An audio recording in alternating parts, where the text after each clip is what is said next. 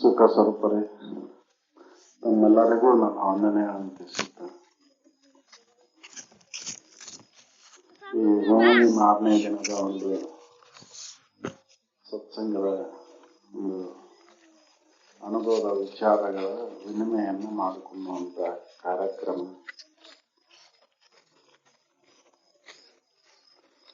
ಸಾಮಾನ್ಯವಾಗಿ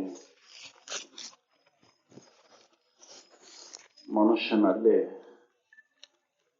ಮಲ ವಿಕ್ಷೇಪ ಆವರಣ ದೋಷಗಳು ಇರ್ತಾವು. ಈ ಮಲ ವಿಕ್ಷೇಪ ಆವರಣ ದೋಷಗಳನ್ನ ಕಳ್ಕೊಳ್ಳೋ ಸಲುವಾಗಿ ಪ್ರಯತ್ನವನ್ನು ಮಾಡಬೇಕಾಗಿದೆ. ಈ ಮಲ ವಿಕ್ಷೇಪ ಆವರಣಗಳ ದೋಷ ಕಳ್ಕೊಳ್ಳಾರ್ದ ನಾನು ಮುಮುಕ್ಷು ಆಗಕ್ಕೆ ಸಾಧ್ಯ ಇಲ್ಲ. ಅಂದ್ರೆ ಮುಕ್ತ ಆಗ್ಬೇಕನ್ನುವಂತ ಇಚ್ಛೆ ಉದಯ ಆಗುದಿಲ್ಲ. ಅದಕ್ಕೆ ಮೊದಲು ಮಲ ವಿಕ್ಷೇಪ ಆವರಣ ದೋಷಗಳನ್ನ ಕಳ್ಕೋಬೇಕಾಗಿತ್ತು. ಆ ಮಲ ವಿಕ್ಷೇಪ ಆವರಣ ದೋಷಗಳನ್ನ ಯಾವುದೇ ಒಂದು ಬಾಹ್ಯ ಕರ್ಮದಿಂದ ಆಯ್ತು ಅಥವಾ ಯಾವುದೇ ಒಂದು ಸಾಧನೆ ಹಠ ಸಾಧನೆಯಿಂದ ಆಯ್ತು ಕಳ್ಕೊಳಕ್ ಸಾಧ್ಯ ಇಲ್ಲ. ಇದನ್ನ ವಿವೇಕದಿಂದನ ಕಳ್ಕೋಬೇಕಾಗಿತ್ತು. ವಿವೇಕ ಇಲ್ಲದ ಮಲ ವಿಕ್ಷೇಪ ಆವರಣಗಳನ್ನ ಕಳ್ಕೊಳಕ್ಕಾಗುದಿಲ್ಲ. ಮಲ ಅಂದ್ರ ತಾನಲ್ಲದ ಈ ದೇಹಕ್ಕೆ ತಾನ ಅಂತ ತಿಳ್ಕೊಂಡು ವಿಷಾದಿಗಳಲ್ಲಿ ಸುಖ ಆಯ್ತಂತ ತಿಳ್ಕೊಂಡದ್ದು ಮಲ ಅಂತಾರ. ಇನ್ನ ಆ ವಿಷಾದಿಗಳಿಂದ ಬರ್ತಕ್ಕಂತ ದುಃಖದ ಇದಕ್ಕೆ ವಿಕ್ಷೇಪ ಅಂತ. ಇದು ಆವರಣ ಆಗೈತಿ, ಆವರಣ ಅಜ್ಞಾನ. ಇದನ್ನ ವಿವೇಕದಿಂದನ ಕಳ್ಕೋಬೇಕಾಗೈತಿ. ಈ ಶರೀರ ನಾನಲ್ಲ, ನಂದಲ್ಲ, ನನಗ್ ಸಂಬಂಧ ಇಲ್ಲ, ನಾನು ಸಾಕ್ಷಿ ಸ್ವರೂಪ ಅದೇನಿ, ನಾನು ನಿತ್ಯ ಅದೇನಿ ಅಂತ ವಿವೇಕದಿಂದ ಜಾಗೃತಗೊಳಿಸ್ಕೋಬೇಕಾಗೈತಿ. ಸಾಮಾನ್ಯವಾಗಿ ಹಂಗೆ ಹೇಳ್ತೇವೆ ನಾವು. ಶ್ರುತಿಗಳನ್ನ ಓದಿ ಗುರುಗಳ ಮುಖೇನ ಕೇಳಿ ಅಥವಾ ಇನ್ನೊಬ್ಬರ ಬಾಯಲ್ಲಿದ್ದ ಕೇಳ್ಕೊಂಡು ಇದನ್ನ ಶರೀರ ನಾನಲ್ಲ ಅಂತ ರೂಢಿಗತವಾಗಿ ಅನ್ಬೋದು. ಆದ್ರೆ ಈ ಶರೀರದ ಮೇಲೆ ನಮ್ಮ ಮಮಕಾರ ಏನೈತಲ್ಲ, ಇದು ತನಗೆ ಕಷ್ಟ ಕಾಲ ಬಂದಾಗ ಗೊತ್ತಾಗತ್ತೆ. ನಾನು ಹೌದು ಅಲ್ಲ ಅನ್ನೋದು ಪರೀಕ್ಷೆ ಹೊಡ್ಡುದು ಅವಾಗ ಕಷ್ಟ ಬಂದಾಗ. ಅವಾಗ ಇದು ಗಟ್ಟಿಯಾಗಿರ್ಬೇಕು ಅಂತ. ನಾನು ಶರೀರ ಅಲ್ಲ, ನಾನು ಸಾಕ್ಷಿ ಇದ್ದೇನೆ. ಈ ಶರೀರಕ್ಕಾಗತಕ್ಕಂತ ನೋವುಗಳು ನನಗೆ ಸಂಬಂಧ ಇಲ್ಲ. ಈ ನೋವು ಅನ್ನೋದು ಶರೀರ ಉಣ್ಣಾಕತ್ತೈತಿ, ಬಾಧೆ ಹೊಂದುವುದು ಶರೀರ ಉಣ್ಣಾಕತ್ತೈತಿ, ನನಗ್ ಸಂಬಂಧ ಇಲ್ಲ ಅಂತ ವಿವೇಕದಿಂದ ಅಲ್ಲಿಗೆ ಎಚ್ಚರಗೊಳಿಸ್ಬೇಕಾಯ್ತು. ಇದು ಗಟ್ಟಿ ಆಗ್ಬೇಕಾಯ್ತು. ಇದು ನನ್ನನ್ನ ಅನುಭವಕ್ಕೆ ಹಚ್ಕೊಂಡಾಗ ಮಾತ್ರ ಸಾಧ್ಯ ಐತಿ. ಹಂಗ ಬರೇ ಹೇಳುದು ಅಥವಾ ಕೇಳೋದ್ರಿಂದ ಆಗೋದಿಲ್ಲ. ನನ್ನ ಅನುಭವವನ್ನು ನಾನು ಪರಿಶೀಲನೆ ಮಾಡಿದಾಗೆ ಇದು ಸಾಧ್ಯ ಐತಿ. ಅದಕ್ಕೆ ಅದು ಮುಕ್ತಿ ಅನ್ನೋದು ಹಂಗ ಸುಮ್ಮನೆ ಆಗುದಿಲ್ಲ. ಹಂಗ ಮುಕ್ತಿ ಅನ್ನೋದು ಈ ಮಲ ವಿಕ್ಷೇಪ ಆವರಣಗಳಿಂದ ಬಿಡುಗಡೆ ಆಗೋದು ಸುಮ್ಮನೆ ಆಗುದಿಲ್ಲ. ಅದಕ್ಕೆ ಮುಕ್ತಿ ಕಾಂತೆ ರತಿ ಸುಮ್ಮನ ಆಗುವುದೇ ಪರ ಯುಕ್ತಿಗಳನ್ನು ಅರಿದು ಕೂಡುವವರಿಗಲ್ಲದೆ ಅಂತ ಹೇಳಿದ್ರು. ಮುಕ್ತಿಕಾಂತೆ ಹಂಗ ಸುಮ್ಮನೆ ಆಗುದಿಲ್ಲ, ಪರ ಯುಕ್ತಿಗಳನ್ನ ಅರಿದು ಕೂಡ್ಬೇಕಲ್ರಿ. ಅನುಭವದಿಂದ ನಾ ಹಚ್ಕೊಂಡು ನೋಡಿದಾಗ ಮಾತ್ರ ಅದು ಆ ಸ್ಥಿತಿಯನ್ನು ಮುಟ್ಟಾಕ ಸಾಧ್ಯ ಐತಿ. ಹಂಗ ಮುಟ್ಟಾಕ ಆಗುದಿಲ್ಲ. ನಾನು ಪರನ ಇದ್ದೀನಿ, ನಾ ಶ್ರೇಷ್ಠವಾದ ವಸ್ತುನ ಇದ್ದೀನಿ ಅಂತ ಅದನ್ನ ನನ್ನೊಳಗೆ ಅನುಭವದಿಂದ ನೋಡ್ಬೇಕಾಗೈತಿ. ಅದಕ್ಕೆ ನಾ ಅನುಭವದಿಂದ ನೋಡಾಕ ಯಾವ ವಿಚಾರ ಬೇಕಾಗ್ಯಾವ ಅಂದ್ರೆ ಇಲ್ಲಿ ನಾ ನಿತ್ಯದೇನೋ ಅನಿತ್ಯದೇನೋ ಅನ್ನುವಂತ ವಿವೇಕ ಬೇಕಾಗೈತಿ. ಈ ವಿವೇಕನ ಸಾಧನ ಇದಕ್ಕೆ. ವಿವೇಕ ಇಲ್ದ ನಾವು ಏನ್ ಮಾಡಿದ್ರು ಸುತ್ತ ಏನು ಕುಡ ತಗೊಂಡ್ ಕಷ್ಟ ಮಾಡ್ಕೊಂಡಂಗ ಅಂತ ಹೇಳಿದ್ದಲ್ರಿ, ಹಿಂದಿನ ಸರಿ ಹೇಳಿದ್ ನಾನು. ಕುಡ ತಗೊಂಡ್ ಕಷ್ಟ ಮಾಡ್ಕೊಂಡಂಗ ಆಕೈತಿ ಅಂತ. ಯಾಕಂದ್ರ ಅದರಿಂದ ಏನೂ ಸಾಧನೆ ಮಾಡಕ್ ಆಗುದಿಲ್ಲ. ವಿವೇಕ ಇಲ್ಲದ ಬೇಕಾದಂತ ನೀವು ಹಠಯೋಗ ಅಂತ. ಅದಕ್ಕೆ ವಿವೇಕನ ಬೇಕಾಗೈತಿ. ಯಾಕೆ ನಾವು ಈ ಪೂಜಾದಿ ನಿಯಮಗಳಿಗೆ ಒತ್ತು ಕೊಟ್ಟೇವು ಅಂದ್ರ ನಮ್ಮ ಮೇಲೆ ನಮಗ್ ನಂಬಿಕೆ ಇಲ್ಲ. ನಮ್ಮ ಮೇಲೆ ನಮಗ್ ನಂಬಿಕೆ ಇಲ್ದಕ್ಕ ಇನ್ನೊಂದ್ರ ಮೇಲೆ ನಂಬಿಕೆ ಇಟ್ಕೊಂಡು ಆ ಅಲ್ಲಿ ಹೋಗೋದ್ರಿಂದ ಅಟ್ಟು ನನಗ್ ಮನಸ್ಸಿಗೆ ಸಮಾಧಾನ ಆಕೇತಿ, ಅಲ್ಲಿ ಪೂಜೆ ಮಾಡೋದ್ರಿಂದ ಮನಸ್ಸಿಗೆ ಸಮಾಧಾನ ಆಕೇತಿ ಅಂತ ಏನೋ ಇದು ಭಾವನೆ ಇದು. ಆದ್ರ ವಿವೇಕದಿಂದ ನೋಡಿದಾಗ ಇದೆಲ್ಲ ಈ ಏನೈತಲ್ಲ ಈ ಪೂಜಾದಿ ನಿಯಮಗಳು ಇವೆಲ್ಲ ವ್ಯರ್ಥ ಅಂತ. ಯಾಕೆ ಅರಿವಿಲ್ಲದದನು ಜಡವೆಂದು ಬಿಡೋಣೆ ಜಾನರ ದೇವ ಅಂತ ಅಲ್ಲಿ ಅನುಭವಗಳು ಹೇಳಿದಾಗ ನಾವು ಅರಿವು ಇದ್ದಲ್ಲೇ ನಾವು ಏನೋ ಮಾಡೋದ್ರಿಂದನೂ ಅದು ವ್ಯರ್ಥ ಆಕೇತಿ ಅಂತ. ಅದಕ್ಕ ನೀವು ಎಲ್ಲಿ ಮಾಡೋ ಪೂಜೆಯನ್ನ ಜೀವಿಗಳ ಎಲ್ಲಿ ಜಾಗೃತ ಅದಾವೋ ಅಲ್ಲಿ ಪೂಜಾದಿಗಳನ್ನ ನಿಯಮಗಳನ್ನ ಮಾಡು. ಹಿಂದೆ ಹೇಳಿದ್ ನಾನು ಯಮ ನೇಮಾದಿಗಳನ್ನ ಅದಕ್ಕ ಪೂಜೆ ಅನ್ನೋದು, ಆ ಪರಿಪಾಲನೆನ ಪೂಜೆ ಅನ್ನೋದು. ಸತ್ಯ, ಅಹಿಂಸೆ, ಅಸ್ಥ್ಯ, ಬ್ರಹ್ಮಚರ್ಯ, ಅರ್ಜಯ ವೃತ್ತಿ ಎಂಬ ನಿಯಮಗಳನ್ನ ಹಿಡಿದು ಈ ಜೀವಿಗಳ ಕೂಡ ನಡ್ಕೊಂಡಾಗ ಪೂಜೆ ಆಗುತ್ತ. ಜೀವಿಗಳನ್ನ ಸಂತೋಷಗೊಳಿಸು, ಅದಕ್ಕೆ ಪೂಜೆ ಅಂತಾರ ಹೊರತಾಗಿ ಯಾವುದೇ ಈ ತೋರಿಕೆಯ ಜಡ ಒಂದು ಕಲ್ಪಿತ ಒಂದು ಆಕಾರಕ್ಕೆ ನಡ್ಕೊಳೋದು, ಬೇಡುದು, ಕೇಳೋದ್ರಿಂದ ಪೂಜೆ ಆಗುದಿಲ್ಲ. ಅಲ್ಲಿ ಹೋಗಿ ಕಾಯಿ ಹೊಡಿದಾತಿ, ಕರ್ಪೂರ ಹಚ್ಚುದಾತಿ ಮಾಡೋದ್ರಿಂದ ಏನು ವ್ಯರ್ಥ. ಯಾಕೆ ಅದರಿಂದ ಏನು ಲಾಭ ಇಲ್ಲ. ಅವೆಲ್ಲ ಸಂಕೇತಗಳ ನಮಗ್ ಏನ್ ತಿಳಿಸ್ಕೊಡ್ತಾವ, ಕಾಯಿ ಹೊಡಿದ ಅಂದ್ರ ಆ ಕಾಯಲ್ಲ ಈ ಕಾಯದ ಮೋಹವನ್ನ ಅಳಿಬೇಕಾಗೈತಿ. ಕಾಯಿ ಹೊಡಿದ್ರಿಂದ ಏನಾಗುದು ಲಾಭ ಇಲ್ಲ. ಆ ಕಾಯಿ ಹೊಡೆದು ಕೊಬ್ಬರಿ ತಿಂತೇವ್, ನಾವ ತಿಂತೇವ್ ಹೊರತಾಗಿ ಅದನ್ನ ಎದಕ್ಕೂ ಸಮರ್ಪಣೆ ಮಾಡೋದಿಲ್ಲ. ನಮಗ ಸಮರ್ಪಣೆ ಮಾಡ್ಕೊಂತೇವ್ ಹೊರತಾಗಿ ಇನ್ನೊಂದು ಯಾರಿಗೂ ಇದನ್ ಮಾಡೋದಿಲ್ಲ. ಅದರಿಂದ ಏನೋ ಇದಾಗೋದಿಲ್ಲ. ಅದನ್ನ ನಮ್ ಸಲುವಾಗಿ ಮಾಡ್ತೇವ್, ನಾವು ತಿನ್ನಾಕ ಉಪಯೋಗ ಆಕೈತಿ ಅಂತ ಮಾಡ್ತೇವ್ ಅದನ್ನ. ಅದಕ್ಕೆ ಆದ್ರಿಂದ ನಾನು ಎಷ್ಟು ಶುದ್ಧಿ ಅದೇ, ನಾನು ಈ ಶರೀರದ ಮೇಲೆ ಮೋಹ ಹೋಯ್ತೋ ಹೆಂಗೋ, ಎಷ್ಟು ಜನ್ಮ ಎಷ್ಟು ಈ ಅಮಾಸಿ ಹುಣ್ಣಿಗೆ ಪ್ರತಿ ಅಮಾಸಿ ಹುಣ್ಣಿಗೆ ಕಾಯಿ ಹೊಡಿತೇನೆ ನಾನು, ಈ ಕಾಯದ ಮೇಲಿನ ಮೋಹ ಹೋಗೈತೋ ಹೆಂಗೋ ಇದನ್ನ ನೋಡಕ್ ಹೋಗ್ಬೇಕಾಗೈತಿ ನಾವು. ಹೆಂಗ ಕರ್ಪೂರ ಸುಡ್ತೈತಲ್ಲ, ಹೆಂಗ ಯಾವುದೇ ಶೇಷ ಇಲ್ಲಂಗ ಅದು ಸುಟ್ಟು ಹೋಗ್ತೈತಲ್ಲ, ಹಂಗ ಇದ್ರ ಮ್ಯಾಲಿನ ಮೋಹ ಅಳಿಬೇಕಾಗೈತಿ. ಅವೆಲ್ಲ ಸಂಕೇತಗಳು. ಇದ್ರ ಮ್ಯಾಲಿನ ಮೋಹ ಆ ರೀತಿ ಆದಾಗ ನನ್ನ ನಿಜ ಸ್ಥಿತಿ ಅರಿವಿಗೆ ಬರ್ತೈತಿ ಅನ್ನೋ ಸಲುವಾಗಿ ಅವನ್ನೆಲ್ಲ ಆಚರಣೆ ತಂದಿದ್ದವ್. ಅದ್ರ ಮರ್ಮವನ್ನ ಅರಿದೆ ನಾವು ಹಂಗ ಡಾಂಬಿಕವಾಗಿ ಏನೋ ಮಾಡಿ ಬಂದ್ಬಿಡ್ತ. ಯಾರೋ ಒಬ್ರು ಹೇಳಿದಂತ ಈ ಮೌಢ್ಯ ವಿಚಾರಗಳನ್ನ ಶ್ರೇಷ್ಠದವು ಅಂತ ತಿಳ್ಕೊಂಡು ನಾವು ಅವನ್ ಮಾಡಾಕತ್ತೀವಿ. ಅದರಿಂದ ನಾ ಶಾಂತ ಆಗಿನೋ ನನಗ್ ನೆಮ್ಮದಿ ಸಿಕ್ಕೈತಿ ಅನ್ನೋ ವಿಚಾರ ಮಾಡೋಲ್ಲ. ಭಾವನೆ ಮಾಡ್ಕೊಂಡು ಹೋಗ್ತೇವು, ಆ ಭಾವನೆಗೆ ಅನುಸಾರವಾಗಿ ಸ್ವಲ್ಪ ಮಟ್ಟಿಗೆ ಶಾಂತಿ ಅನುಭವ ಬರ್ತೈತಿ. ಆದ್ರ ಮುಂದೆ ಮರುಕ್ಷಣನ ಇದ ಬಂದ್ ನಿಂದಿರ್ತಾವ ನಮಗೆ. ಯಾಕಂದ್ರೆ ಅಲ್ಲಿ ಪೂರ್ಣ ದೋಷವನ್ನ ಮನಗಂಡಿಲ್ಲ. ಪೂರ್ಣ ದೋಷವನ್ನು ಮನಗಂಡ ಮಾತ್ರ ಶಾಶ್ವತವಾದಂತ ಸುಖವನ್ನು ಅನುಭವಿಸಕ್ ಸಾಧ್ಯ ಐತಿ. ಅದಕ್ಕಾಗಿ ನೀ ಆ ಪೂರ್ಣ ಶಾಶ್ವತವಾದಂತ ಅನುಭವವನ್ನು ಆಗ್ಬೇಕಂದ್ರ ನೀನ್ ಏನ್ ಮಾಡೋ, ನಿತ್ಯ ಹಿಂಗದೆ ನಿತ್ಯ ಕರ್ಮ ಮಾಡಲು ತುಂಗ ಧರ್ಮ ವಿವರ್ತನ ಓದುವ. ವಿವೇಕ ಜಾಗೃತ ಆಗೋ ಸಲುವಾಗಿ ನೀ ಇದನ್ ಮಾಡು, ಏನೋ ಶ್ರವಣ ಮನನ ನಿಧಿಧ್ಯಾಸನ ಇದನ್ ಮಾಡು. ಅವಾಗ ನಿನಗ ತುಂಗ ಧರ್ಮ ವಿವರ್ಧನ ಹೌದು ಅಂತ. ಅಲ್ಲಿ ಮಂಗಲಕರವಾದಂತ ಇರುವಿನಲ್ಲಿ ದುಷ್ಕೃತಿಗಳೆಲ್ಲ ಭಂಗಕ್ಕವು, ಭಂಗಾಗಿ ಮೋಹಿತ ಚಿತ್ತ ನಿರ್ಮಲ ಆಕೇತಿ ಅಂತ. ನಾನಾ ಸುಖ ಸ್ವರೂಪನಾದೇನೆ ಅಂತ ದೃಢ ಆದ್ಮೇಲೆ, ಈ ಶರೀರ ಭಾವ ಅಳದ್ಮೇಲೆ ಅಲ್ಲಿ ಶಾಂತನ ನಾನಾಗಿ ಉಳ್ಯಾಕ ಸಾಧ್ಯ ಐತಿ. ಶರೀರ ಭಾವ ಎಲ್ಲಿವರೆಗೆ ಇರ್ತೈತಿ ಅಲ್ಲಿವರೆಗೆ ದುಃಖ. ತನುಭಾವ ಅಳಿಯೇ ದುಃಖದ ಕೇಡು ಅಂತ ಹೇಳಿದ್ದು. ದುಃಖ ನಾಶ ಆಗ್ಬೇಕಂದ್ರ ಶರೀರ ಭಾವವನ್ನು ಬಿಡು. ಶರೀರ ನಾನ್ ಅಂತ ಏನ್ ತಿಳ್ಕೊಂಡೇನಲ್ಲ, ಈ ತಪ್ಪು ತಿಳುವಳಿಕೆನ ದೂರ ಮಾಡ್ಕೊ. ಇದ ಮಲ, ಈ ಮಲವನ್ನ ದೂರ ಮಾಡ್ಕೊ ನೀನು. ಅಜ್ಞಾನವನ್ನ ದೂರ ಮಾಡ್ಕೊ. ಶರೀರ ನಾನ್ ಅಂತ ತಿಳ್ಕೊಂಡಿದ್ದು ಇದನ್ನ ದೂರ ಮಾಡ್ಕೊಂಡೆ ಅಂದ್ರ ಆವರಣ ತಾನ ಅಡಗ್ತದೆ. ಅದಕ್ಕೆ ನಮ್ಮ ಜ್ಞಾನವನ್ನೇ ಅಂತ ಹೇಳಿದ್ದವ್ರು.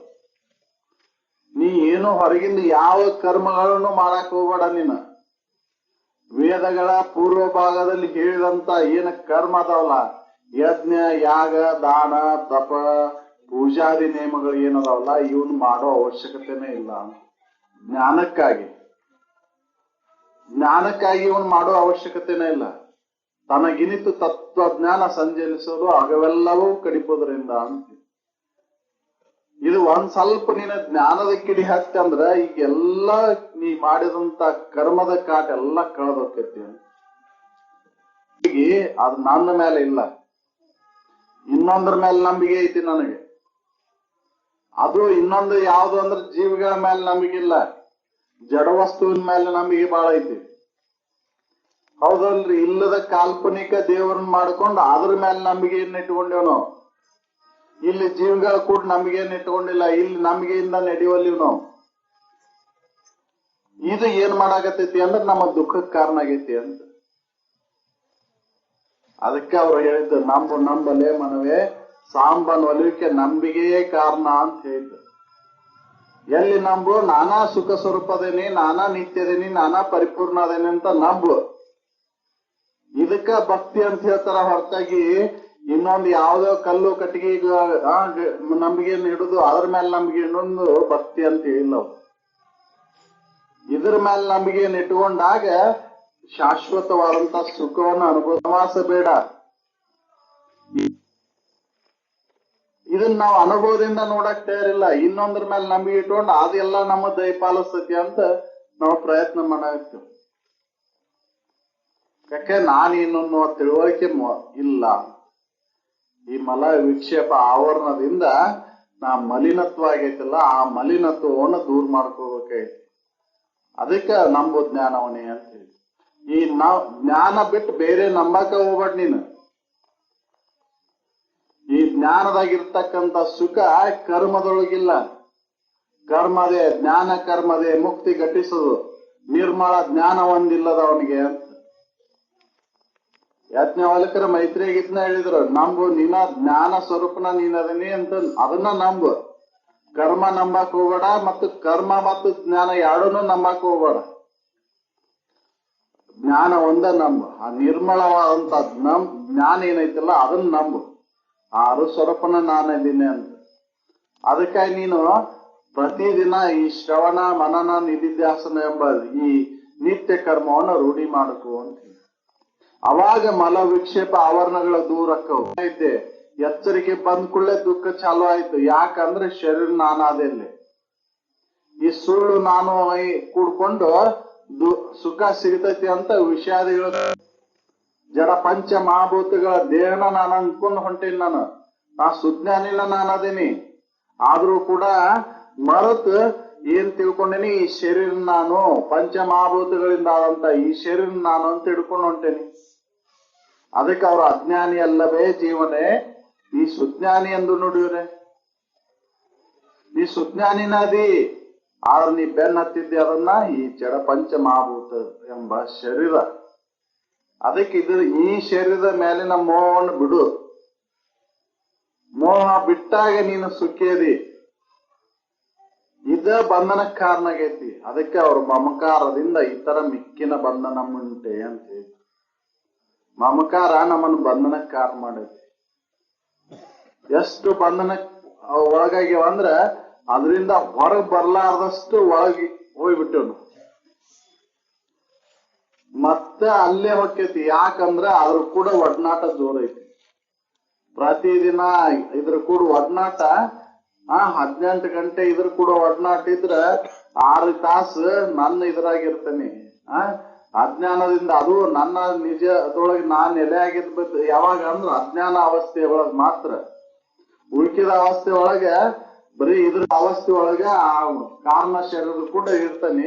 ಆದ್ರೆ ಅದು ಕೂಡ ನನ್ನ ನಿಜವನ್ನ ತಿಳಿಯಾಕ ಅಡ್ಡಿಪಡಿಸಾಕತ್ತೈತಿ.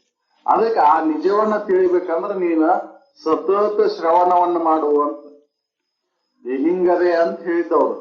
ತಪ್ಪದೆ ಹಿಡಿದನು ಎಡೆ ಬಿಡದೆ ಅರಿಯದೆ ಆರಯ್ಯದಾತನಿಗೆ ಅಂತ.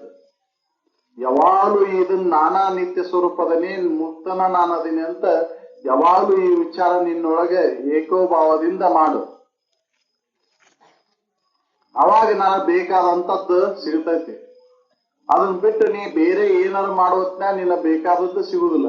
ನೀ ಹುಡುಕಾಕತ್ತಿದ್ದು ಶಾಶ್ವತವಾದಂತ ಸುಖವನ್ನ, ಆದ್ರೆ ಹೊಂದಾಕತ್ತಿದ್ದು ದುಃಖವನ್ನ. ಅದಕ್ಕೆ ಈ ದುಃಖ ದೂರ ಆಗ್ಬೇಕಂದ್ರ ತೊರೆ ವಿಷಯವನ್ನ, ತೊರೆಯ ವಿಷಯವನ್ನು ತೊರೆದು ನೀರು ವಿಷಯದೊಳಗೆ ಕರೆಗೊಂಡು ನೀನೇ ಸುಖಿಯಪ್ಪೆ ಅಂತ ಹೇಳಿದ್ದು. ನೀರು ವಿಷಯ ಆಗು, ಎಲ್ಲಿ ತನ ಬಿಡಾಕ್ ಸಾಧ್ಯ ಐತಿ ಅಲ್ಲಿ ತನ ಬಿಡು. ಬಿಟ್ಟ ಬಿಡಾಕ್ ಬರಲಾದಂತ ವಸ್ತು ಉಳಿತೈತಲ್ಲ ಅದ ನೀನದಿ. ಈ ವಿಷಯಗಳು ಸುಖ ಕೊಡುದಿಲ್ಲ, ಈ ಇಂದ್ರಿಯಗಳು ನನ್ನವಲ್ಲ, ಈ ಶರೀರ ನನ್ನವಲ್ಲ, ಮನ ಬುದ್ಧಾದಿಗಳು ನನ್ನವಲ್ಲ. ನಾನು ಇವಕ್ಕೆಲ್ಲಕ್ಕೂ ಸಾಕ್ಷಿ ಅದೇನೆ, ಸಾಕ್ಷಿ ಚೇತ ಕೇವಲ ನಿರ್ಗುಣಶ್ಚ ಅಂತ ಹೇಳಿ. ಅದು ಹೆಂಗೈತಿ ಅಂದ್ರೆ ಯಾವುದೇ ಗುಣ ಇಲ್ಲ ಅಲ್ಲಿ, ಸತ್ವನೂ ಇಲ್ಲ, ರಜನೂ ಇಲ್ಲ, ತಮನೂ ಇಲ್ಲ. ಮೂರು ಗುಣಾತೀತ ಐತದು. ಆ ಗುಣಾತೀತವಾದಂತ ಅರಿವು ನಾನು ಅದೇನೆ ಅಂತ ದೃಢವಾಗಿ ನಂಬಿ ನಿಲ್ಲಬೇಕಾಗಿ. ಅದಕ್ಕೆ ನಂಬು ನೀನೇ ನಿತ್ಯ ಬೋಧವಿದನು ಅಂತ ಹೇಳಿದವು. ಈ ನೀನ ನಿತ್ಯ ಸ್ವರೂಪ ಅದಿ ಅಂತ ನಂಬು. ಸುಮ್ನ ಯಾಕೆ ವ್ಯರ್ಥ ಕಾಲಹರಣ ಮಾಡಕತ್ತಿ? ಇದನ್ನ ತಿಳ್ಕೊಂಡ್ಲಾರ್ದ ಸುಮ್ನ ಕಾಲಹರಣ ಮಾಡಕತ್ತೀನಿ, ವಿಷಯಗಳ ಸುಖ ಕೊಡ್ತಾವ ಅಂತ ಹೇಳಿ. ಮತ್ತ ಸಮಯ ಬರೋದಿಲ್ಲ.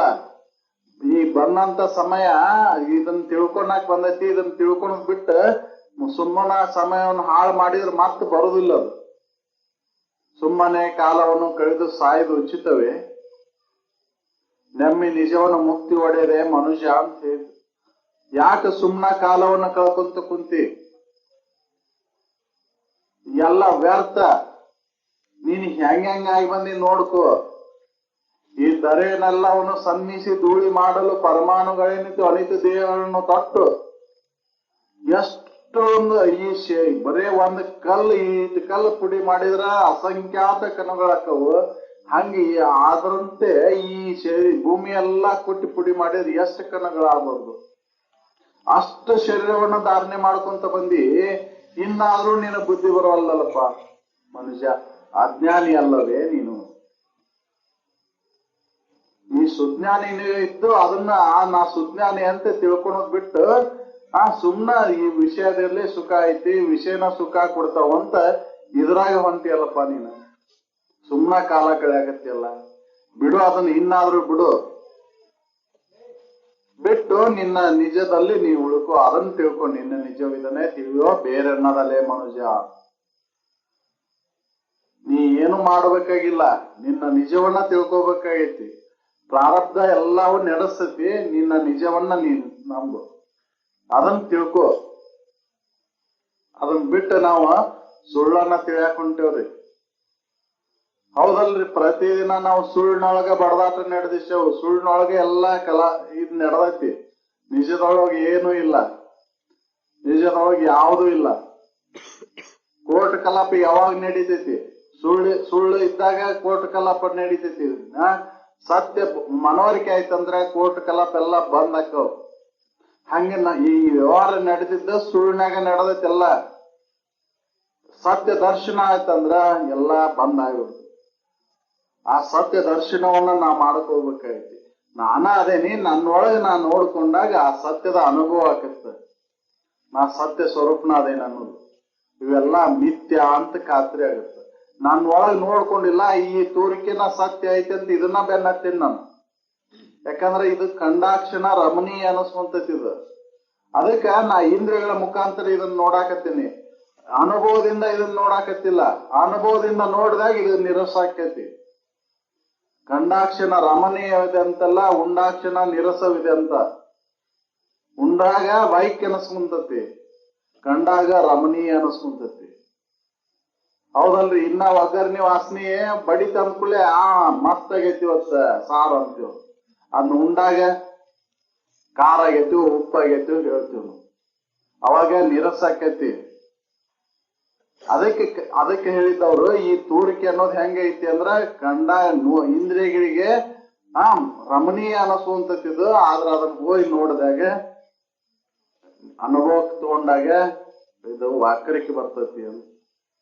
ಆ ರೀತಿ ಐತಿ ತೋರಿಕೆ. ಅದಕ್ಕೆ ಬಿಡು, ನಿನ್ನ ಸ್ವರೂಪ ಜ್ಞಾನವನ್ನ ಮಾಡ್ಕೋ ಅಂತ. ನಾವ್ ಇದನ್ನ ಮಾಡ್ಕೊಳೋದ್ ಬಿಟ್ಟು ಈ ವಿಷಯಗಳ ಸುಖ ಕೊಡ್ತಾವು ಅಂತ ಬೆನ್ನತ್ತೇವು. ಯಾಕೆ ಬೆನ್ನತ್ತೇವು ಅಂದ್ರ ಹಿಂದಿನ ಜನ್ಮದ ಸಂಸ್ಕಾರಗಳು ಇನ್ನ ಪ್ರಬಲ ಅದಾವು. ಆ ಪ್ರಬಲಕ್ಕನುಸಾರವಾಗಿ ನಾವು ಇದ್ರೊಳಗ ಸುಖ ಐತಿ ಅಂತ ಬೆನ್ನತ್ತೇವು. ಅನುಭವಿಗಳ ಎಚ್ಚರಿಕೆ ಕೊಟ್ಟು ಹೇಳ್ತಾರ, ಬ್ಯಾಡ ತಮ್ಮ, ಸುಮ್ನ ಕಾಲ ಕಳಿಬೇಡ, ನಂಬು, ನಿನ್ನ ನಿಜವನ್ನ ನಂಬಿ ಮುಕ್ತಿಯನ್ನು ಹೊಂದು ಅಂತ ಹೇಳ್ತಾರ. ನಮ್ಮ ನಿಜವನ್ನ ನಂಬಕ್ ತಯಾರಿಲ್ಲ ನಾವು. ಪ್ರತಿದಿನ ಪ್ರತಿಕ್ಷಣ ಇದ್ರೊಳಗ ವಿಷಯದೊಳಗ ಕಾಲ ಕಳಿತೇವು. ನನ್ನ ಕೂಡ ಒಡನಾಟ ಇಲ್ಲ, ಅದಕ್ಕೆ ಇದ ಕರೆ ಅಂತ ಬೆನ್ನ ಹತ್ತೇವ್ ನಾವು. ಇದನ್ನ ಅನೇಕ ಜನ್ಮದೊಳಗ ಮಾಡ್ಕೊಂತ ಬಂದಿ ನೀನು. ಯಾವ್ಯಾವ ರೀತಿಯಾಗಿ ನೀ ಅನುಭವಿಸ್ಕೊಂತ ಬಂದಿ ಅನ್ನೋದು ಎಲ್ಲಾ ಅನುಭವಗಳು ಹೇಳಿದ್ರು. ಮೀನಾಗಿ ಉಂಡಿ ನಾಲ್ಗೆ ರುಚಿ, ರೂಪವನ್ನ ನೋಡಿ ಸತ್ ಹೋದಿ, ದೀಪದ ಹುಳ ಆಗಿ ರೂಪಕ್ಕಾಗಿ ಅಲ್ಲದೆ ಸತ್ ಹೋದಿ. ಹಿಂಗ ಒಂದೊಂದು ಇಂದ್ರಿಯಕ್ಕೆ ಅಲ್ಲದ ಒಂದೊಂದು ಜೀವರಾಶಿ ಒಳಗ ಪ್ರಾಣವನ್ನ ಕಳ್ಕೊಂತ ಬಂದಿ. ಇಲ್ಲಿ ಮನುಷ್ಯನಾಗಿ 5 ಇಂದ್ರಿಯಗಳ ಮುಖಾಂತರ 5 ವಿಷಯಗಳನ್ನು ಭೂಷಿ ಸುಖ ಹೊಂದಬೇಕಂತ ಹೊಂಟಿಯಲ್ಲ, ಇದು ನಿನ್ನನ್ನ ಎಲ್ಲಿ ಒಯ್ತೈತಿ ಅಂದ್ರ ಮತ್ತ ಹೀನ ಜೀವಿಯಾಗಿ ಹುಟ್ಟುವಂತ ಒಂದು ವಾಸನಾಕ್ಕೆ ಕಾರಣಕ್ಕೆತಿದು. ಅದಕ್ಕೆ ಬಿಡು ಇದನ್ನ ಅಂತ ಹೇಳ್ತಾರೆ. ಬೇಡ ಬೇಡಲೇ ಭೋಗದ ಒಡನಾಟ, ನಂಜು ಎರಿಸಿದ ಸವಿದೂಟ ಅಂತ ಹೇಳಿದ್ರು. ಇವೆಲ್ಲಾ ವಿಷಯದ ಊಟ ಹೆಂಗೈತಿ ಅಂದ್ರ ನಂಜು ಎರಿಸಿದ ಸವಿದೂಟ ಇದ್ದಂಗೈತಿ. ಯಾಕಂದ್ರೆ ಇದು ನಿನ್ನ ಸ್ವರೂಪ ಜ್ಞಾನಕ್ಕೆ ಅಡ್ಡಿ ಮಾಡಾಗತ್ತತಿ. ಅದಕ್ಕೆ ಇದನ್ನ ವಿಷದಂತೆ ಕಾಣು ಅಂತ ಹೇಳಿದ್ರು. ನಾವ್ ಇದ್ರೊಳಗೆ ಸತ್ಯತ್ವ ಬುದ್ಧಿ ಇಲ್ಲಿ ಇಟ್ಕೊಂಡು ಹೊಂಟೇವು. ಅದಕ್ಕೆ ಬಿಡು ಇದನ್ನ ಅಂತ ಹೇಳ್ತಾರ ಅವ್ರು. ನೀ ಎಲ್ಲಿವರೆಗೆ ಈ ವಿಷಯದ ತಾಕ್ಲಾಡ್ದೊಳಗಿರ್ತಿ ಅಲ್ಲಿವರೆಗೂ ನಿನಗೆ ಸಮಾಧಾನ, ಶಾಂತಿ, ನೆಮ್ಮದಿ ಸಿಗುದು. ಈ ನಿನ್ನ ಸಮಾಧಾನ ಶಾಂತಿಯನ್ನ ಬಯಸಿದ್ದಾದ್ರೆ ತೊರೆಯ ವಿಷಯವನ್ನು ತೊರೆದು ನೀರು ವಿಷಯದೊಳಗೆ ಕರೆಗೊಂಡು ನಿಲೆ ನೀನೇ ಸುಖಿ ಇರ್ತೆ. ಅದಕ್ಕಾಗಿ ನೀನ ಶ್ರವಣವನ್ನು ಮಾಡು.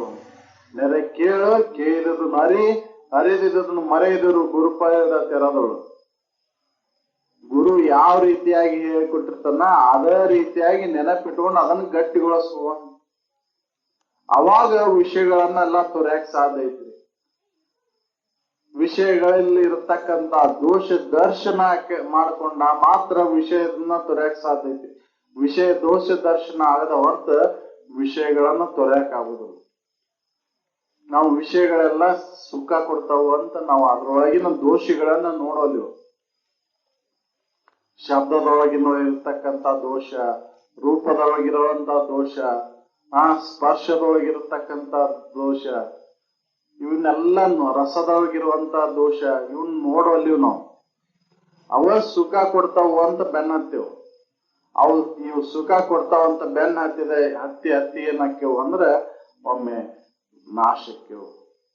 ಹೆಂಗೆ ಆ ಮರಚಿಕೆಯನ್ನ ಬೆನ್ನ ಹತ್ತಿದಂತ ಚಿಗುರು ಹೆಂಗೆ ದಮ್ ಹತ್ತಿ ಸತ್ತು ಹೋಯ್ತು, ಹಂಗೆ ನಾವು ವಿಷಯವನ್ನ ಬೆನ್ನ ಹತ್ತಿದಾಗ ಅದೇ ರೀತಿಯಾಗಿ ನಮ್ಮ ಶರೀರದ ನಾಶಕ್ಕತಿ. ಅದಕ್ಕೆ ಬೇಡ ಇನ್ನ ಭೋಗದ ಒಡನಾಟ, ಬಿಡು. ಅವನ್ನ ಬಿಟ್ಟ ಸ್ವರೂಪ ಚಿಂತನೆಯಲ್ಲಿ ತೊಡಗು.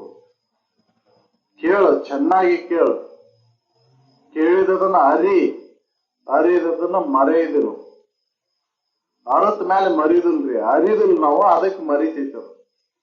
ಹೋಮ್ವರ್ಕ್ ಮಾಡೋದಿಲ್ಲ ಅಂತನ ನಮ್ಮ ನೆನಪು ಉಳಿದಿಲ್ಲ. ಹೋಮ್ವರ್ಕ್ ಮಾಡಿದ್ರೆ ನೆನಪು ಉಳಿತೈತದ. ಅದಕ್ಕೆ ಅವ್ರು ಚೆನ್ನಾಗಿ ಕೇಳು, ಕೇಳಿದದನ್ನ ಅರಿದದನ್ನು ಮರೆಯದಿರು ಅಂತ ಹೇಳಿ ನಾವು ಕೇಳ್ಬೇಕಾಗೈತಿ. ಚೆನ್ನಾಗಿ ಆ ಶ್ರುತಿಗಳ ನಿಗಮಗಳನ್ನ ಓದಿ ತಿಳ್ಕೊಂಡು ಪರೋಕ್ಷ ಜ್ಞಾನವನ್ನು ಮಾಡಿಕೊಂಡು ಅಪ್ರೋಕ್ಷಕ್ಕೆ ಹೋದಾಗ ಮಾತ್ರ ಈ ಸಮಾಧಾನ, ಶಾಂತಿ, ನೆಮ್ಮದಿ ಸಿಗ್ತದೆ.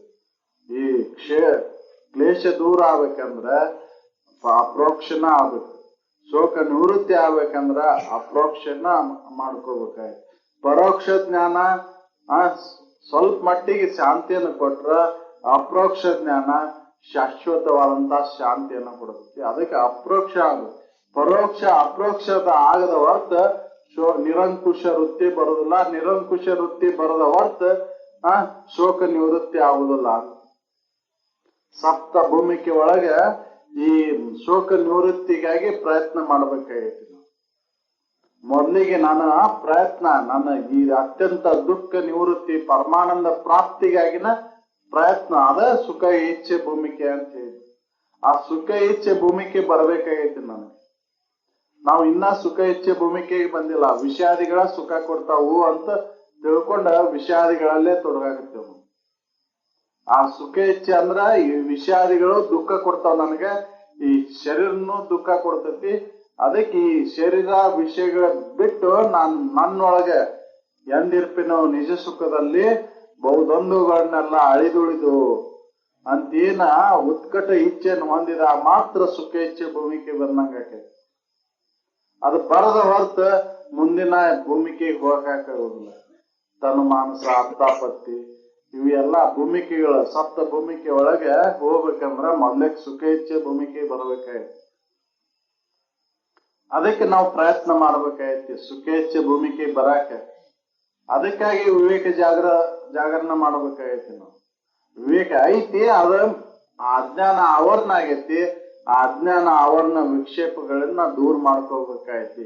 ಎದರಿಂದ ದೂರ ಆಕೈತಿ ಅಂದ್ರ ಅದ ಪರೋಕ್ಷ ಜ್ಞಾನದಿಂದನ ದೂರ ಆಗಿರ್ತದ. ಶ್ರವಣ ಮನನ ನಿಧಿಧ್ಯಾಸನದಿಂದ ಈ ಅಜ್ಞಾನ ಆವರಣ ಮನ ವಿಕ್ಷೇಪ ಆವರಣಗಳು ದೂರ ಆಕವು. ಅದಕ್ಕೆ ಪ್ರಯತ್ನ ಮಾಡ್ಬೇಕಾಯ್ತಿ. ಇದು ಒಮ್ಮೆಗೆ ಆಗುದಿಲ್ಲ. ಒಮ್ಮೆಗೆ ಇದು ಒಂದೇ ಜನ್ಮಕ್ಕೆ ಆಗುದಿಲ್ಲ. ಅನೇಕ ಜನ್ಮಗಳು ಹೋಗ್ಬೋದು ಅಂತ ಹೇಳ್ಯಾರ. ಇದು ಅನೇಕ ಜನ್ಮಗಳು ಹೋಗ್ಬೋದು. ಆದ್ರೆ ನನಗ ಆಗುದಿಲ್ಲ ಅಂತ ಕೈ ಬಿಡಂಗಿಲ್ಲ. ಹಾಗೆ ಆಗುತ್ತ ಪ್ರಯತ್ನದೊಳಗ ತೊಡಗಿದ್ರೆ. ಪ್ರಯತ್ನದೊಳಗ ತೊಡಗಬೇಕಾಗೈತಿ ನಾವು. ಬಹಳ ದಿನದ ಜಿಡ್ಡ ಐತದ. ಒಂದ ದಿನದ ಜಡ್ಡಿಲ್ಲ ಇದಿಲ್ಲಿದು. ಅನೇಕ ಜನ್ಮದ ಜಿಡ್ಡ ಐತಿ. ಆ ಜಿಡ್ಡನ್ನ ಕಳ್ಕೊಳಕ್ ಸಾಧ್ಯ ಐತಿ.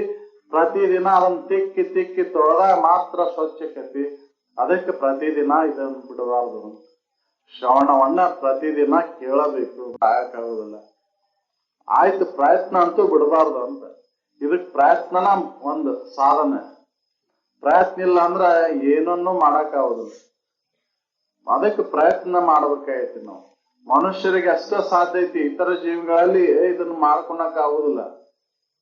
ಮನುಷ್ಯನ್ ಮಾತ್ರ ಇದನ್ನ ಮಾಡಕ್ ಸಾಧ್ಯ ಐತಿ ಅಂತ. ಅದಕ್ಕೆ ಮನುಷ್ಯರ ಮಾತ್ರ ಮುಕ್ತದ ಅಂತ ಹೇಳಿದ್ದು. ಮನುಷ್ಯರಿಗೆ ಮಾತ್ರ ಮುಕ್ತತೆಯನ್ನು ಹೊಂದಕ್ ಸಾಧ್ಯ ಐತಿ ಅಂತ. ಅದನ್ನ ಬಿಟ್ಟು ನಾವು ಮನುಷ್ಯರು ಮಾಡ್ತಕ್ಕಂತ ಕರ್ಮಗಳನ್ನ ಬಿಟ್ಟು ಇತರ ಪ್ರಾಣಿಗಳು ಏನ್ ಮಾಡ್ತಾವಲ್ಲ ಅದೇ ಕರ್ಮವನ್ನ ನಾವು ಮಾಡಾಕ್ತೇವೆ.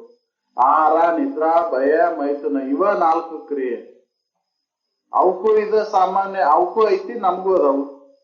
ಆಹಾರ, ನಿದ್ರಾ, ಭಯ, ಮೈಥುನ ಕ್ರಿಯೆ ಅದು ಅವು ಮಾಡ್ತಾವ. ನಾವು ಅದನ್ನ ಮಾಡ್ತಾವ. ಅದಕ್ಕಿಂತ ಹೆಚ್ಚಿಂದ ಏನ್ ಮಾಡಾಕತ್ತೇವ್ ನಾವು ಮನುಷ್ಯರಾಗಿ ಅವಕ್ಕಿಂತ ಹೆಚ್ಚಿಂದ ಏನು ಮಾಡಾಕತ್ತಿಲ್ಲ ನಾವು. ಪಶು ಪಕ್ಷಿ ಅದಕ್ಕಿನ್ನ ಹೀನ ವೃತ್ತಿ ಒಳಗೆ ತೊಡಗಿ ನಾವು ಮಾಡಾಕತ್ತೇವ್. ಅವು ಇಷ್ಟೊಂದು ಸಂಗ್ರಹ ವೃತ್ತಿ ಇಲ್ಲಲ್ಲಿ.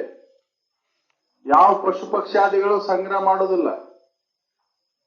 ಮನುಷ್ಯ ಮಾತ್ರ ಅತಿಯಾದ ಇವತ್ತಲ್ಲ ನಾಳಿಗೆ, ನಾಡದ ಮುಂದಿನ ಜನ್ಮ, ಮುನ್ಯಾರಿಗೆ ಅಂತ ಅತಿ ಸಂಗ್ರಹ ಮಾಡಾಕತ್ತೇವ್. ಈ ಸಂಗ್ರಹ ವೃತ್ತಿನ ನಮಗ ಅಜ್ಞಾನಕ್ಕೆ ಕಾರಣ ಆಗೈತಿ. ಅದಕ್ಕೆ ಇದ್ರ ಮ್ಯಾಲಿನ ಮೋಹನ್ ಬಿಡು ಅಂತ ಹೇಳಿ. ಮಾಡಲು ಉಚಿತವೇ ಧನದ ಲೋಭವಿದನು ಅಂತ ಒತ್ತು ಕೊಟ್ಟು ಹೇಳ್ಯಾರ. ಅಂದ್ರ ಧನದ ಲೋಭ ಅಂದ್ರ ಧನ ಅಂತ ಒಂದಲ್ಲ, ಎಲ್ಲಾ ವಿಷಾದಿಗಳ ಮೇಲೆ ಇರ್ತಕ್ಕಂಥ ಲೋಭ ಏನೈತಲ್ಲ ಅದು ನಮ್ಮ ಬಂಧನಕಾರಿ ಆಗೈತಿ. ಅದಕ್ಕೆ ಮಾಡಲು ಉಚಿತವೇ ಅಂತ 2 ಸರಿ ಕೇಳಿದ್ದು. ಇದು ಉಚಿತ ಐತೇನು? ಇದು ಮಾಡಾಕ ಈ ಸಂಗ್ರಹ ಮಾಡಾಕತ್ತೇವಲ್ಲ ನಾವು, ಅದು ಉಚಿತ ಐತೋ ಹೆಂಗೈತೋ, ನಿನಗ್ ಉಪಯೋಗ ಬರ್ತೈತೋ ಹೆಂಗೈತೋ ಅದು ವಿಚಾರ ಮಾಡಿ ನೋಡ್ಕೊ. ನಿನ್ನ ನಿಜವನ್ನು ಹೊಂದಾಕಿದ ಉಪಯೋಗ ಬರ್ತೈತೆ ಹೆಂಗು ಸಂಕಟ. ಹೌದಲ್ರಿ? ತನಗ್ ಎಷ್ಟು ಬಳಲಿಕೆ ಆಕೈತಿ, ಮನಕ ದಿಗಿಲು ಮುಗಿಲಕೈತಿ. ಮತ್ತ ಯಾರ ಅದನ್ನ ದೋಚ್ಕೊಂಡು ಹೋಗ್ಯಾರೋ, ಏನ್ ಮಾಡಿಗಿಡ್ಯಾರಲ್ಲ ಅನ್ನುವಂತ ಭಯ. ಅದಕ್ಕೆ ಅದನ್ನ ಮಾಡಲು ಉಚಿತವೇ. ಅದಕ್ಕೆ ಗಳಿಸಿದ್ರೆ ಗಳಿಸ್ಬೇಕು, ಎಂತ ಸಂಪತ್ತು ಗಳಿಸ್ಬೇಕು, ಪರರ ದೋಚಿರಬಾರ್ದು, ಇನ್ನೊಬ್ಬರು ಬಂದು ಅದಕ್ಕೆ ಅಪೇಕ್ಷೆ ಮಾಡಿರ್ಬಾರ್ದು, ಅಂತದನ್ನ ಗಳಿಸ್ಬೇಕು ಅಂತ. ಅದನ್ನ ಏನ ಪರಬ್ರಹ್ಮನ ಅರಿವಿನಿಂದ ಊರೇ ಜಾಣ್ಮೆ ಉಂಟೆ ಅಂತ. ಜಾಣ್ತನ ಯಾವುದು ಅಂದ್ರ, ಶಾಣೆತನ ಯಾವುದು ಅಂದ್ರ ಪರಬ್ರಹ್ಮನ ಅರಿವು. ಆ ಶ್ರೇಷ್ಠವಾದಂತ ಆನಂದದ ಅನುಭವವನ್ನು ಮಾಡಿಕೊಳ್ಳೋದಕ್ಕೆ ಜಾಣ್ತನ ಅಂತ ಹೇಳ್ತಾರ. ಅದನ್ನ ಗಳಿಸ್ಬೇಕು, ಪರವಿದ್ಯೆಯನ್ನ ಗಳಿಸ್ಬೇಕು ಹೊರತಾಗಿ ಅಪರ ವಿದ್ಯೆಗಳನ್ನಲ್ಲ. ಅದಕ್ಕೆ ಅವ್ರ ಅನುಭವದಿಂದ ಹೇಳಿದಂತ ವಿಚಾರಗಳನ್ನ ನಾವು ಅದನ್ನ ಯಾವ ಮಟ್ಟದಾಗದೇವು ಅಂತ ತಿಳ್ಕೊಂಡು ನಾವು ಅದನ್ನ ಆಚರಣೆಗೆ ತರಬೇಕಾಗೈತಿ. ಈ ಯಮ ನಿಯಮಾದಿಗಳನ್ನ ಪರಿಪಾಲನೆ ಜೀವಗಳ ಕೂಡ ನಡ್ಕೊಳೋದ್ರಿಂದ ಈ ಆಚರಣೆ ತಂದಿದ್ದಾದ್ರೆ ನನ್ನ ನಿಜವನ್ನ ಈ ಮಲ ವಿಕ್ಷೇಪ ಆವರಣ ದೋಷದಿಂದ ಪಾರಾಗಿ ನನ್ನ ನಿಜವನ್ನ ತಿಳಿಯಾಕ ಸಾಧ್ಯ ಐತಿ. ಹಂಗ ಆಗುದಿಲ್ಲ. ಅದಕ್ಕೆ ಅವರು ಪ್ರಯತ್ನ ಮಾಡುವ ಈ ಕಡೆಗೆ ಈ ಗುಣಗಳನ್ನ, ಒಳ್ಳೆ ಗುಣಗಳನ್ನ ಅಳವಡಿಸ್ಕೊಂಡು ಅದನ್ನ ಆಚರಣೆ ತಗೊಂಡ್ ಬಾ ಅಂತ ಇದ್ದು. ಒಳ್ಳೆ ಗುಣಗಳನ್ನ ಆಚರಣೆ ತಂದಾಗ ನಿನ್ನ ನಿಜವನ್ನ ತಿಳಿಯಾಕ ಸಾಧ್ಯ ಐತಿ. ಅದಕ್ಕೆ ದುರಿತ ಕರ್ಮವನ್ನು ಬಿಡು, ಪುಣ್ಯವನ್ನೇ ಮಾಡು ಅಂತ ಹೇಳಿ. ಎದರ ಸಲುವಾಗಿ ಪುಣ್ಯವನ್ನ ಮಾಡು? ನಿನ್ನ ನಿಜವನ್ನ ತಿಳಿದ್ರ ಸಲುವಾಗಿ ಪುಣ್ಯವನ್ನು ಮಾಡು. ಯಾವುದೇ ಫಲಾಪೇಕ್ಷೆಗಳನ್ನ ಇಟ್ಕೊಂಡು ಪುಣ್ಯವನ್ನ ಮಾಡಕ್ ಹೋಗ್ಬೇಡ. ನಾನು ಮುಂದಿನ ಜನ್ಮಕ್ಕ ಮುಂದಿನ ನಾಳೆಗೆ ಇವ್ ಅನುಕೂಲ ಅಕ್ಕಾನ ಅಂತೇಳಿ ನಾವು ಸಹಾಯ ಮಾಡಬೇಡ. ನಿನ್ನ ನಿಜವನ್ನ ಅರಿವು ಸಲುವಾಗಿ ಪುಣ್ಯವನ್ನ, ಯಾವುದೇ ಫಲಾಪೇಕ್ಷೆಗಳಿಂದ ಪುಣ್ಯವನ್ನ ಮಾಡು. ದುರಿತ ಕರ್ಮವನ್ನು ಬಿಡು, ಪುಣ್ಯವನ್ನೇ ಮಾಡು. ಕೆಟ್ಟ ಕೆಲಸ ಮಾಡಬೇಡ, ಪುಣ್ಯ ಮಾಡು. ಎದರ ಸಲುವಾಗಿ? ನಿನ್ನ ನಿಜವನ್ನು ತಿಳಿಯುವ ಸಲುವಾಗಿ, ನಿನ್ನ ಮನ ವಿಕ್ಷೇಪ ಆವರಣ ದೋಷಗಳನ್ನು ಕಳ್ಕೊಳ್ಳೋ ಸಲುವಾಗಿ ಪುಣ್ಯವನ್ನ ಮಾಡುವ. ಅದನ್ನ ಬಿಟ್ಟೇವ್ ನಾವು. ಪುಣ್ಯ ಮಾಡುದು ಅಂದ್ರೆ ಏನ? ಯಾವುದೇ ಫಲಗಳನ್ನ ಇಟ್ಕೊಂಡ, ಅಪೇಕ್ಷೆ ಇಟ್ಕೊಂಡ ಪುಣ್ಯವನ್ನು ಮಾಡ್ತೇವೆ. ಅದಕ್ಕೆ ಆ ದೋಷಗಳು ನೀನನ್ನ ಕುಂದಿರ್ತಾವ.